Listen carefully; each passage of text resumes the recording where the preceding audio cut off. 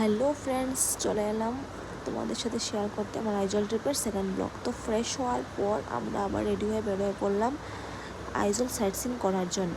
তো প্রথমে আমরা চলে গেলাম একটা চার্চে, ওইখানে গিয়ে আমরা ফটো তুললাম।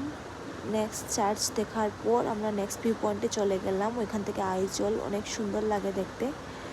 তো এই ভিউ পয়েন্টটা দেখার পর আমরা চললাম স্কাই ওয়াকের দিকে। স্কাই ওয়াক হচ্ছে আরেকটা আইজলের ফেমাস ভিউ পয়েন্ট। তো ওইখানে যেতে অনেকটা সময় লেগে গেছিলো আমাদের, কারণ ওইটা অনেক দূর ছিল আইজল টাউন থেকে। তো স্কাই ওয়াকে যাওয়ার পর এই যে আমরা পৌঁছে গেলাম স্কাই ওয়াকে। এটা অনেক উঁচুতে ছিল, তো হাঁটতে হাঁটতে আমরা অনেক টায়ার্ড হয়ে গেছিলাম। ওইখানে গিয়ে দেখলাম যে অনেক লোক, অনেক টুরিস্টরা এসছে দেখতে। এই যে এটা হচ্ছে স্কাই ওয়াক। আমি এসে গেলাম স্কাই ওয়াকে।